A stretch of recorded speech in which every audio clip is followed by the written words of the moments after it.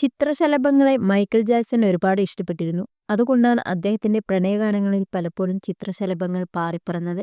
അദ്ദേഹത്തിന്റെ പ്രണയാർദ്രമായ നൃത്തച്ചുവടുകളെ ആരാധനയോടെ നോക്കിയിരുന്ന ഒരു കുട്ടിയുണ്ടായിരുന്നു. വളർന്നപ്പോൾ മൈക്കൽ ജാക്സനെ മാനസഗുരുവായി സ്വീകരിച്ച അയാൾ യൂട്യൂബിന്റെ സഹായത്തോടെ ഡാൻസ് പഠിച്ചു. പറഞ്ഞു വരുന്നത് ഋഷിയെക്കുറിച്ചാണ്. മുടി സ്വന്തം കിരീടമാക്കി മാറ്റിയ ഋഷി കുമാർ കെ.എസ്.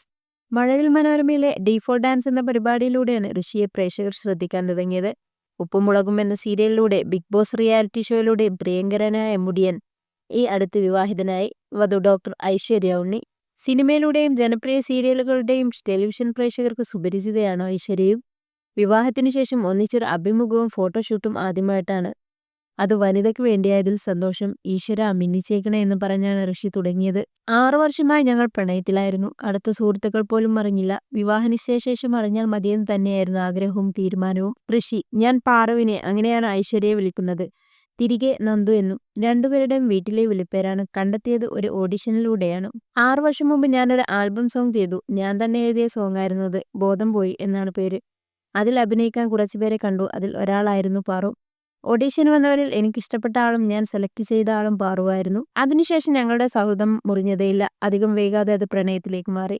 എനിക്കറിയാമായിരുന്നു നന്ദുവിന് പ്രണയമുണ്ടെന്ന്. എങ്കിലും കുറേ നാൾ കൂടി ഞങ്ങൾ സുഹൃത്തുക്കൾ മാത്രമായി അഭിനയിച്ചു. പിന്നീടാണ് പ്രണയം തുറന്നു പറയുന്നത്. ഞാൻ കാണുമ്പോഴൊക്കെ ഋഷി ഡാൻസ് കളിച്ച് നടക്കുകയാണ്. എനിക്ക് ഒരുപാട് സുഹൃത്തുക്കളുണ്ടെങ്കിലും അവരിൽ നിന്നും വളരെ വ്യത്യസ്തനായതുകൊണ്ടാണ് ഞാൻ ഇയാളെ പ്രണയിച്ചത്. പിന്നെ ആ മുഖത്ത് നോക്കിയാൽ പ്രായം പറയാൻ പറ്റില്ലല്ലോ.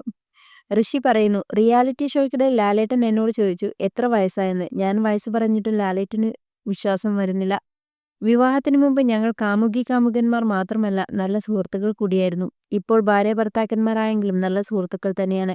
ആ വൈബാണ് ഞങ്ങളെ മുന്നോട്ട് നയിക്കുന്നത്. ജീവിതകാലം മുഴുവൻ അത് ഉണ്ടാകണേ എന്നാണ് പ്രാർത്ഥന. സുഹൃത്തുക്കളായിരിക്കുക എന്നതിൽ വേറൊരു സൗന്ദര്യമുണ്ട്. നന്ദു: ബിഗ് ബോസ് റിയാലിറ്റി ഷോയിൽ പങ്കെടുക്കുമ്പോൾ ഞങ്ങൾ കടുത്ത പ്രണയത്തിലാണ്. ഞാൻ നന്ദുവിനോട് ഒരു കാര്യമേ പറഞ്ഞുള്ളൂ: ഈ ഷോയ്ക്കിടയിൽ മറ്റൊരാളുമായി ഇമോഷണൽ അറ്റാച്ച്മെന്റ് പറ്റില്ല. എനിക്കത് സഹിക്കാനാകില്ല.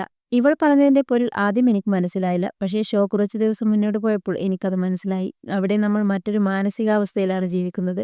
അതുകൊണ്ട് തന്നെ കൂടെയുള്ള ഒരാളിനെ ഇമോഷണലായും അല്ലാതെയും ആശ്രയിക്കാനുള്ള സാധ്യത വളരെ കൂടുതലാണ്.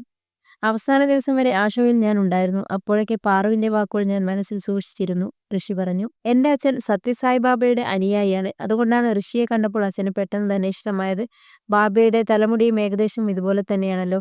അച്ഛന് പക്ഷാഘാതമുണ്ടായപ്പോൾ അദ്ദേഹത്തിന്റെ ആഗ്രഹപ്രകാരമാണ് ഞങ്ങളുടെ വിവാഹം പെട്ടെന്ന് നടത്തിയത്.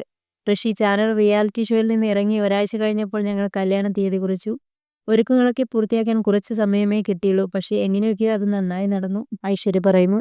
ഉപ്പുമുളകും സീരിയലിൽ എൻ്റെ അച്ഛനും അമ്മയും ബിജു സോപാനവും നിഷ സാരംഗുമാണ്. സീരിയലിൽ മാത്രമല്ല, ജീവിതത്തിലും എനിക്ക് അവർ അച്ഛനും അമ്മയും തന്നെയാണ്. അവരെ അങ്ങനെ തന്നെയാണ് വിളിക്കുന്നതും. അവരെ മാത്രമല്ല, എൻ്റെ സഹോദരങ്ങളെയും അങ്ങനെ തന്നെയാണ് കാണുന്നത്.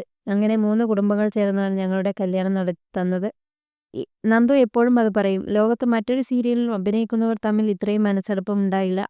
ഞങ്ങൾ എപ്പോഴും അഭിനയിക്കുകയായിരുന്നില്ല. വീട്ടിലിരുന്ന് വെറുതെ വർത്തമാനം പറയുകയായിരുന്നു. പഠനത്തിനിടയിൽ ചില സിനിമകളിൽ ചെറിയ വേഷങ്ങളിൽ ഞാൻ അഭിനയിച്ചിരുന്നു. മെഡിക്കൽ സ്റ്റുഡൻസ് ആയിരുന്നെങ്കിലും അഭിനയം തന്നെയായിരുന്നു എനിക്കിഷ്ടം.